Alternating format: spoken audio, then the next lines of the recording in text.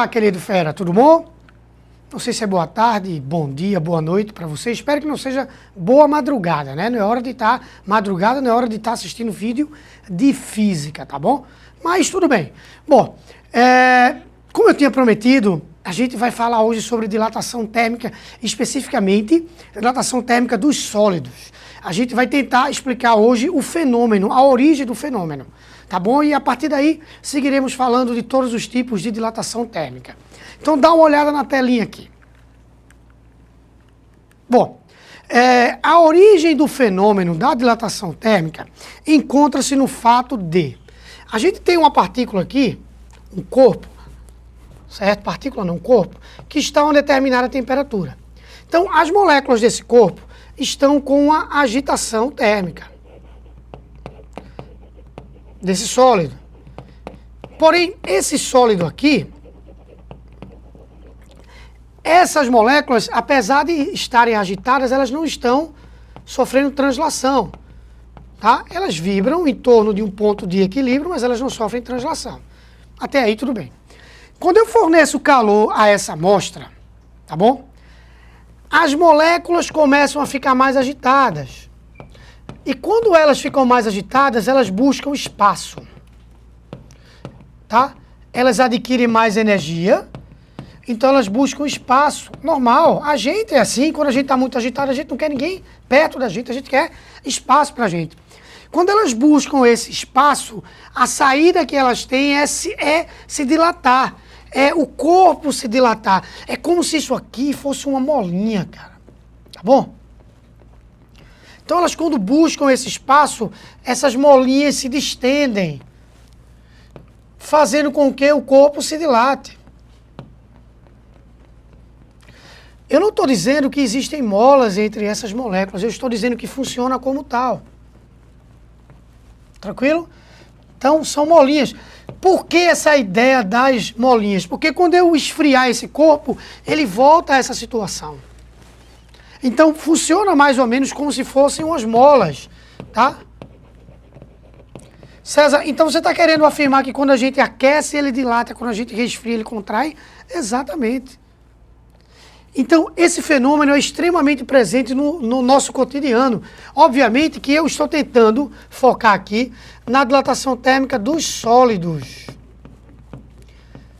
Mas a origem do fenômeno é a mesma para sólidos, líquidos e gases. Não tem problema nenhum. A explicação é que está calcada na ideia de um sólido.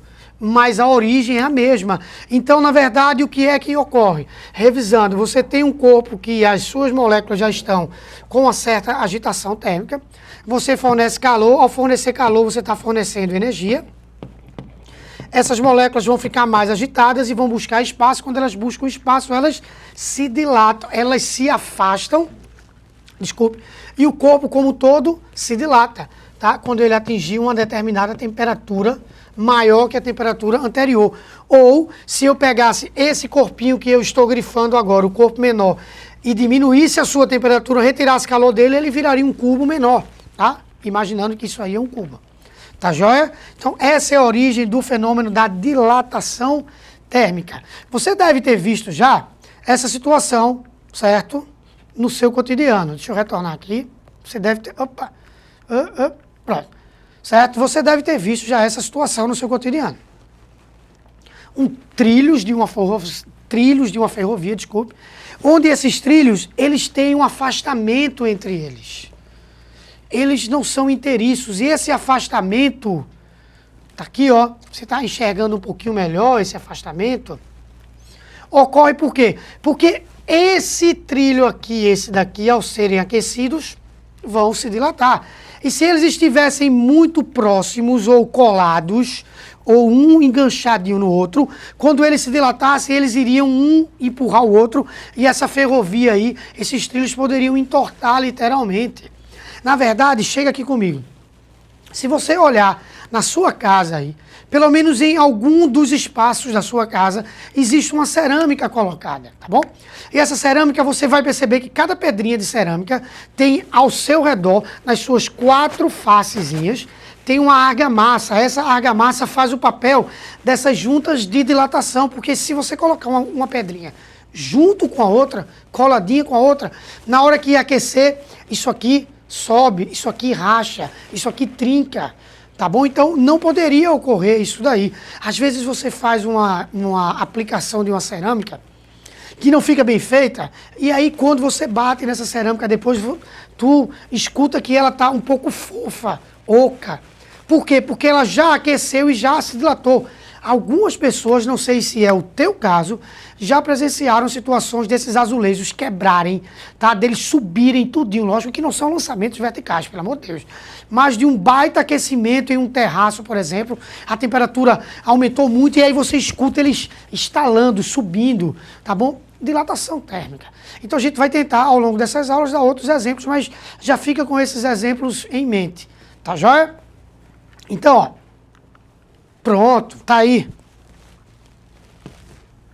O cara que fez essa não estudou dilatação, com certeza. Olha, vê a besteira do cara.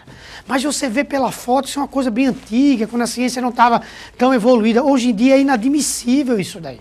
É inadmissível. Você não iria fazer isso. Tenho certeza. Isso não é uma montagem, isso é uma figura real. Foi tirada da internet, isso é uma figura real, fotografia real, tá bom? Já o cara que fez isso daí, ele estudou no Fórmula do Sucesso. Pode ter certeza disso aí, tá bom? César, mas eu não entendi por que esses fios estão com a barriguinha, estão mais frouxos. Ei, a bronca aqui é o resfriamento. A bronca aqui é a contração. Certo, querido? Porque se eu tenho um poste aqui, outro poste aqui, e o fio está tensionado, muito tensionado, quando esfriar que esse fio se contrair, ele vai o quê? Torar. Ele não pode torar. Aí eu faço ele com uma barriguinha, para que quando ele se contrair, ele no mínimo irá ficar com esse tamanhozinho aqui. É lógico que ele nunca fica com esse tamanho. Os cálculos são feitos para que ele ainda fique com a barriguinha mesmo quando estiver contraído. Tá certo? Então outras situações do teu cotidiano vão ocorrer, mas deixamos essas daí já como exemplo. Bom, a gente vai fazer assim. A gente vai começar estudando a dilatação linear. Mas a gente deve visualizar que o corpo, na verdade, quando aquecido, ele dilata-se volumetricamente. Então, quando a gente estuda dilatação linear, a gente não está afirmando que só o comprimento do corpo aumentou. A gente está estudando o aumento do comprimento. É diferente. Tá? Mas ele aumentou o comprimento, ele aumentou a área, ele aumentou o volume. Tá certo? Beleza? Então, vamos lá. Consideremos uma barra de comprimento inicial L0, aonde é determinada a temperatura T0. A gente vai provocar uma variação de temperatura nessa barra.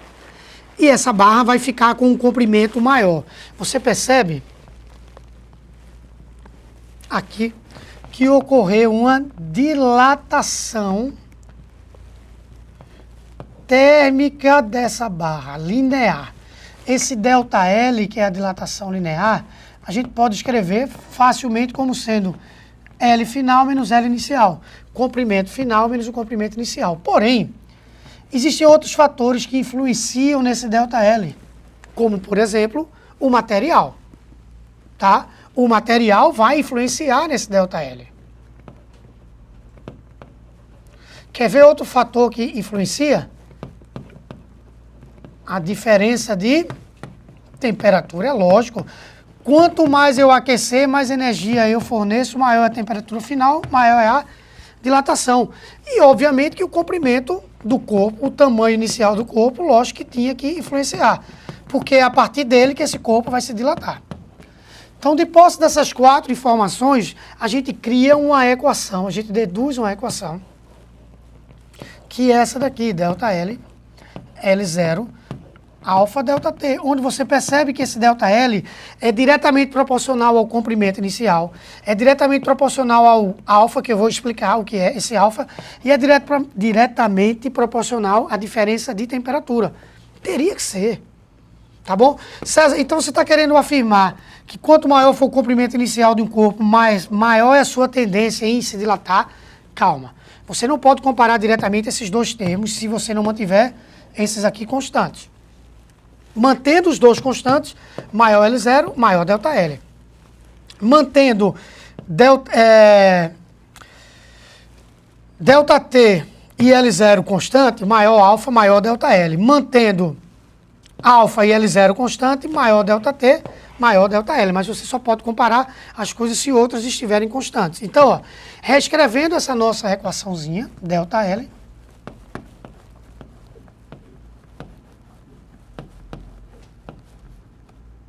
César, diz aí, o que é esse alfa? Vamos lá. Esse alfa a gente chama de coeficiente de dilatação térmica médio do material. É uma característica do material. Numa determinada faixa de temperatura, diga-se de passagem, tá bom? Então, ó, alfa, coeficiente médio de dilatação linear do material. As unidades do alfa, graus Celsius menos 1, graus Fahrenheit menos 1, graus Kelvin menos 1. Não esquente muito a cabeça se estiver em Kelvin ou em Celsius, porque você sabe que as variações de temperatura em Kelvin e Celsius são as mesmas. Você vai esquentar a cabeça se estiver em Fahrenheit, aí você vai esquentar a cabeça, tá bom? Porque o seu ΔT tem que estar compatível com o alfa. Tá? Sendo Celsius e Kelvin, não tem problema. Se for Fahrenheit, você vai ter que transformar, mas nada demais, porque a gente já estudou isso. Tá bom? Então, se eu pego a minha equação do ΔL, L0, alfa, ΔT, vamos logo mostrar o alfa aqui, né? Retiro o que eu falei, vamos logo mostrar o alfa um pouquinho mais, só para você ter ideia, tá? Aqui, já ia esquecendo desse quadro lindo que nós colocamos. Algumas substâncias e os seus respectivos coeficientes de dilatação linear, onde você encontra umas coisas interessantes. Por exemplo, metais, 1,2, o alumínio já é 2,4, tem o dobro do coeficiente. Você vai para o ouro, 1,4, tá? Você pega vidro, ó, bem baixinho, 0,35 a 0,80. A prata já encaixaria mais nesses valores aqui do metal. O látex, ou latex, né? Látex fica mais interessante falar, fica mais correto, né? 7,7, altíssimo coeficiente de dilatação linear. Tá? Madeiras e fibras também, ó. 5,5 vezes 5,8 vezes 10 a menos 5, tá? Bom, enfim, você nunca irá precisar decorar isso aqui. É só para que você perceba tijolo comum, ó, baixíssimo coeficiente. Tranquilo? Beleza? Então, só uma telinha em branco aqui para a gente conversar sobre a nossa próxima equação. Se eu pego essa minha equação aqui e no lugar do ΔL eu escrevo L menos L0, vou até falar baixinho para o seu concorrente não escutar. Eu posso passar o L0 para o outro lado da equação e colocá-lo em evidência.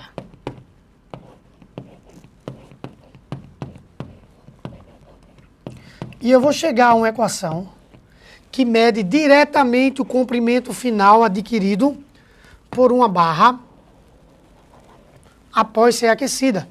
Então, guarda essa equação com muito carinho. Depois, quando você assistir ao vídeo, você dá o pausezinho e aí copia. Mas não faz isso agora, não. Vamos seguir na sequência da aula, mas depois você assiste novamente e aí você anota essa equação com calma, refaz essa dedução, porque é interessante, tá bom? Tá joia? Ficou clara? Ficou claro isso daí? E a equação ficou clara também, não é isso? Bom, então tá certo. Então vamos embora. Bom, vamos a uma questãozinha só para aplicar. Depois a gente vai ter uma aula ou duas, quem sabe, só de exercícios de dilatação. Esse é só para aplicar o conceito estudado agora, escutado por vocês agora. Então vamos lá. A lâmina bimetálica da figura, essas lâminas são muito utilizadas em ferros de passar roupa, por exemplo, tá? É feita de cobre e de alumínio. Saiu aqui alumínio, não, é alumínio. Veja que o coeficiente de dilatação linear do alumínio é maior que o do cobre. Guarda essa ideia. Coeficiente do alumínio maior que o coeficiente do cobre. Beleza. Uma das partes não pode deslizar sobre a outra. e o sistema está engastado numa parede. Se na temperatura ambiente 27 graus Celsius, esse sistema é horizontal, essa lâmina é horizontal, a afirmativa correta sobre o comportamento da lâmina é... Ei, presta atenção. Essa lâmina aqui, quando eu aquecer, por elas terem, né, essas duas laminazinhas, por elas terem mesmo L0, e por sofrerem a mesma variação de temperatura, porque estão no mesmo ambiente, quem vai influenciar diretamente na minha dilatação é simplesmente quem? O alfa. Então, quem vai se dilatar mais ou menos é quem tiver maior ou menor alfa. Então, por exemplo, quando eu aquecer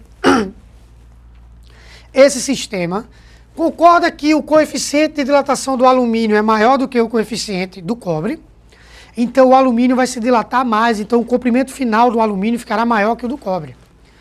Quando eu resfriar, o alumínio vai resfriar, vai se contrair mais. Então o comprimento final dele ficará menor que o comprimento do cobre. Então as figuras ficarão mais ou menos assim. Deixa eu apagar isso daqui. Deixa eu desenhar aqui. Duas figurinhas.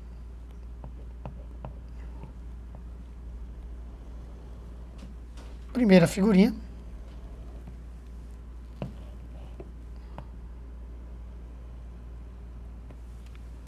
Segunda figurinha.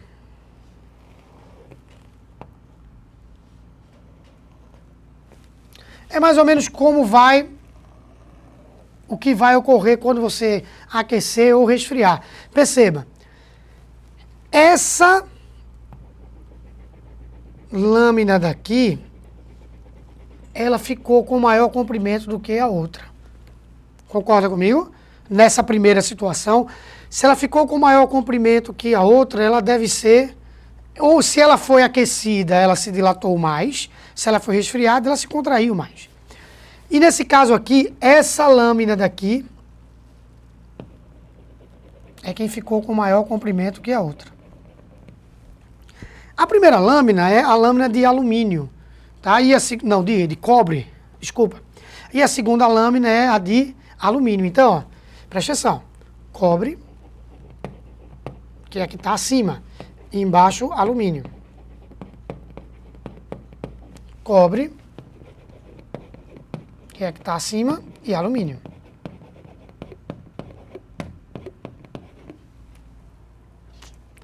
Sacaram o que é que vai ocorrer aí? Então, quando eu aquecer, o alumínio vai se dilatar mais. Se o alumínio vai se dilatar mais, ele tem que ficar maior que o cobre. Então, é isso daqui, ó, aquecimento.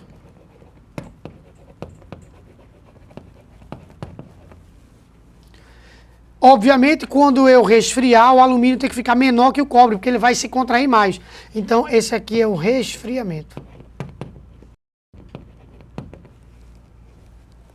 Então, vamos às alternativas. Essa lâmina sempre se curva para baixo quando muda a temperatura? Não. Sempre se curva para cima quando muda a temperatura? Também não. Curva-se para baixo se a temperatura for acima de 27 graus Celsius e para cima se for menor do que 27 graus Celsius. Justamente o contrário, né? Ela curva-se para cima se for maior do que 27 graus. Está aqui, ó, a curva. E a curva está para baixo se ela ficar menor do que 27 graus. Gabarito letra D de dado. Está aqui. Tranquilo? Curva para cima, acima de 27 graus. Aqui. Curva para cima. Curva para cima. E aqui a curva para baixo se for abaixo de 27 graus. Tranquilo? Então finalizamos nossa primeira etapa da aula de dilatação térmica dos sólidos.